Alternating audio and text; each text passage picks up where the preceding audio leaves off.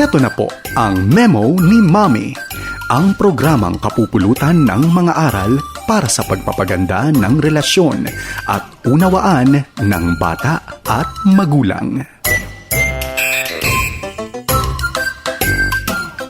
Narito na naman po ang inyong Mommy Best Serious para sa Memo ni Mommy.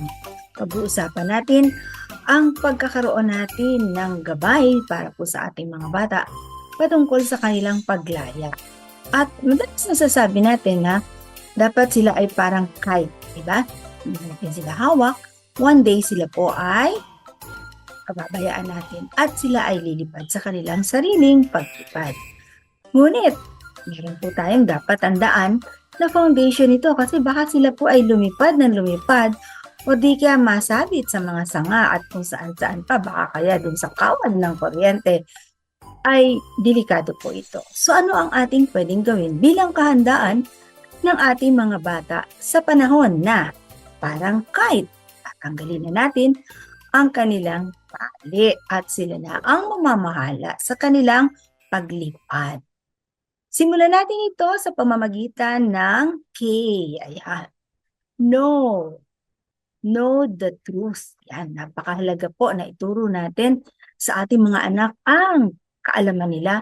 Totoo ba ito o hindi? Kasi bika hindi po nila alam ang truth, ay madalis po silang maloloko o di kaya naman ay malilibang at kung saan-saan pupuntang gawi. Isang kahit pa kung saan sila pulot. At tama ang atin pong spelling, no? At ang word na binubuo natin ay ang salitang kite. Letter I, napakahalaga po nito. Ipamalay, idiin na dapat mahalaga ang prinsipyo sa buhay or what we call integridad. Yung wala nang nakatingin, wala ka na bilang magulang, lumilipad na siya sa sarili niya, alam niya kung saan siya lulugar.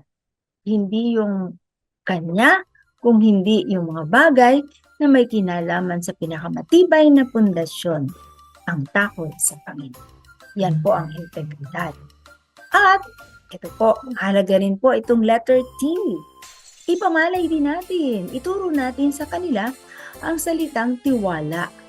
Marami po silang mga daraanan ng mga alok na dapat sila ay magtitiwala.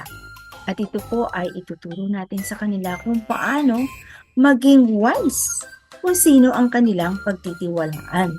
Dahil marami na nga po na mga nagkakaroon ng problema sa atin pong mga kabataan patungkol sa kanilang mental health, no, or mental condition dahil nga po doon sa naligwak na tiwala. At ito po ang mahalaga sa salita ring kite. E is endurance. Napakahalaga po na ito sa ating mundo, ang mga bata natin ay marunong ng endurance. Yung huwag susuko agad. Yung konting pagod ay sige lang. At sa dulo, magiging maganda rin naman. But they have to endure dahil many things in life, hindi mo siya pwedeng pagod. Mga ilang paalala mula sa inyong Mommy Best Serious dito sa Memo ni Mommy. Salamat po sa inyong pakikinig sa Memo ni Mommy. Para sa mga tanong, mungkahi o kuro-kuro, mag-email lamang sa memonimommy@yahoo.com o mag-text sa 0919-688-0324.